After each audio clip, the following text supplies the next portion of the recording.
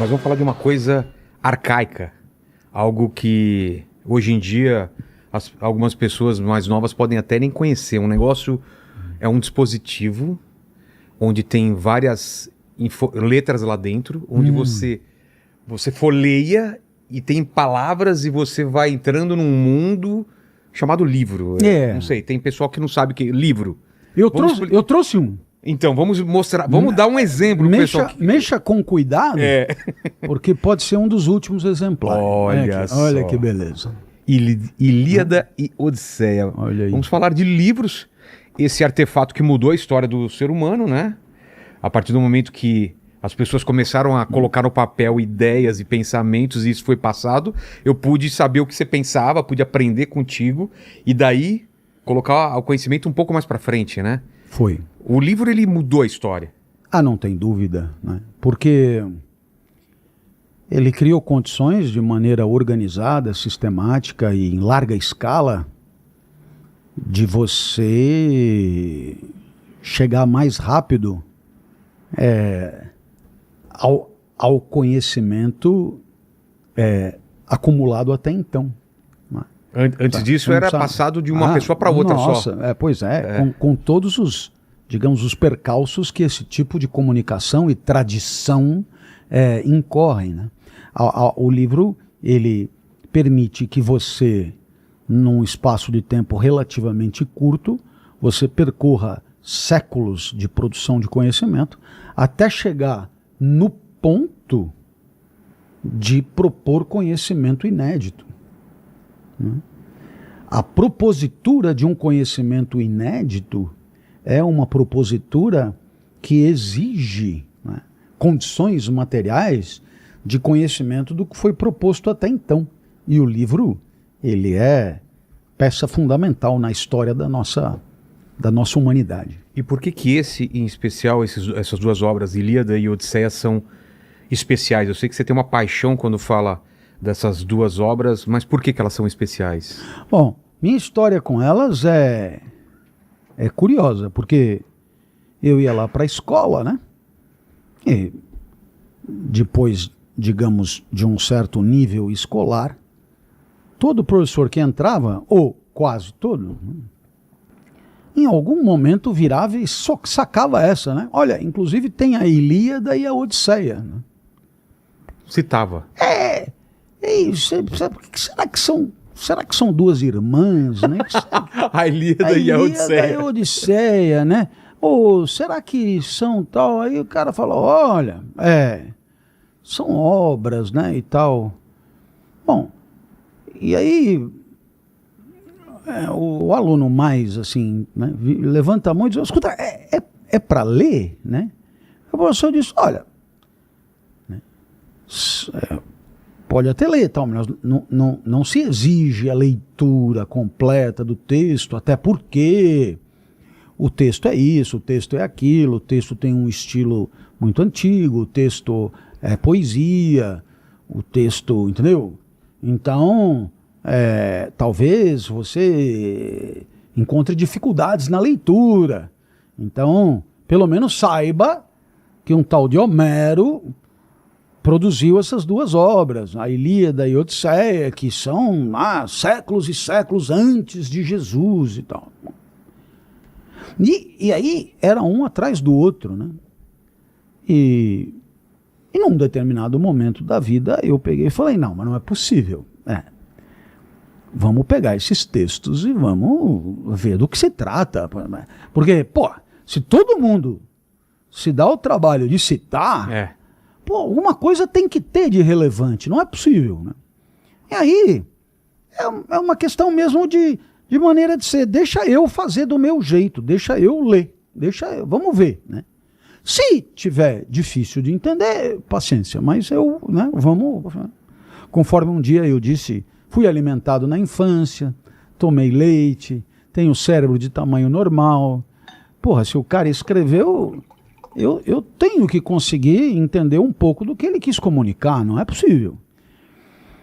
E aí então eu fui me deparar com essas duas obras que me encantaram e de entendimento difícil é bem verdade, é fato, etc. E aí um dia eu, sem ter o que fazer, peguei e falei, pô, por que eu não pego essas duas obras e eu não escrevo a história dessas duas obras de maneira a permitir que quem for ler as duas obras, tendo uma ideia da trama de maneira mais fácil, tenha mais condições de entender. É um facilitador. Existe para substituir as obras, mas é evidente que não. É evidente que não. Agora, ajuda a leitura das duas obras? Eu acho que é evidente que sim, ajuda. Por quê?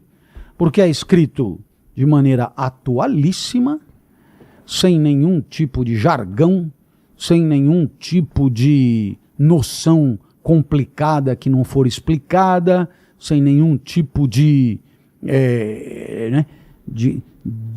complicador. Pelo contrário, a pretensão é de contar a trama para ser compreendida por qualquer um, né? Inclusive jovens, etc. Então, aí eu peguei e fui destrinchando, o que dava a impressão que estava mais complicado, eu pegava e destrinchava mais,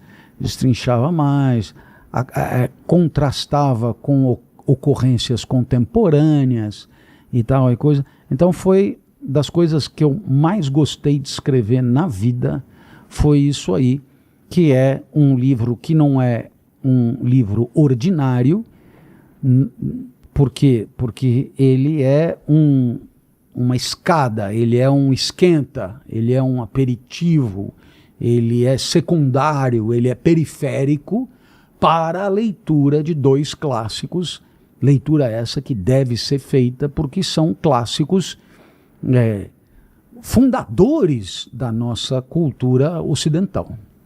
E a figura do herói, ele se manifesta aqui, aquilo que a gente, aquela trajetória do herói, de sair da sua terra, isso, tem tudo isso, tem, né? A jornada do herói. Você tem aí pelo menos dois grandes nomes, né? Que são Aquiles de um lado e Ulisses de outro lado. Então, claro,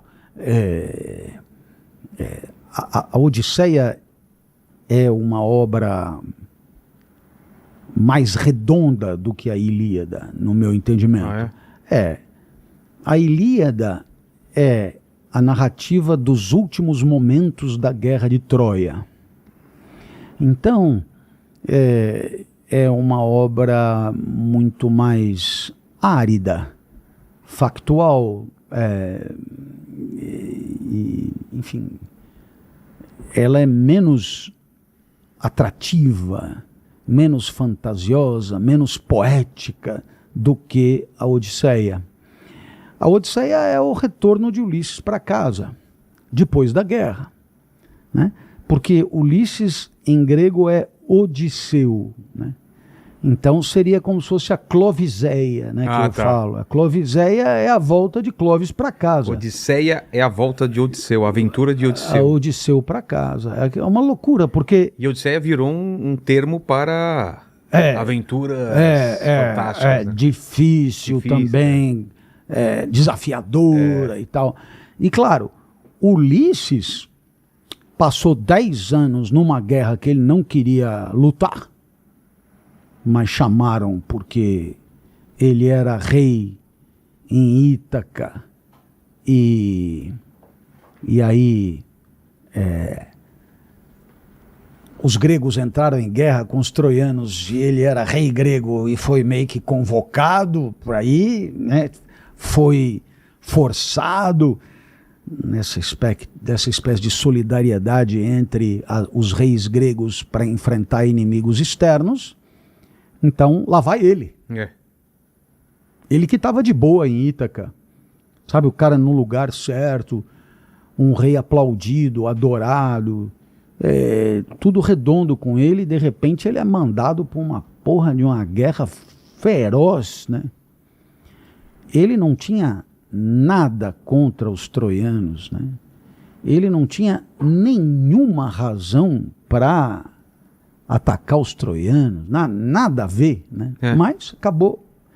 E aí, no final, conforme a lenda nos conta, Ulisses monta a estratégia, a astúcia do cavalo de Troia, e graças a essa astúcia, os gregos viram, porque os troianos já estavam comemorando a vitória, entendeu? E graças a essa astúcia, os gregos viraram o jogo de uma guerra de 10 anos que foi destrutiva, assim, destruiu tanto gregos, aqueus, como eles diziam, quanto os troianos completamente. Aí o Ulisses fala, bom, agora ganhamos, vamos voltar. Só para contextualizar, porque tem gente que pode não entender qual foi a estratégia do cavalo de Troia.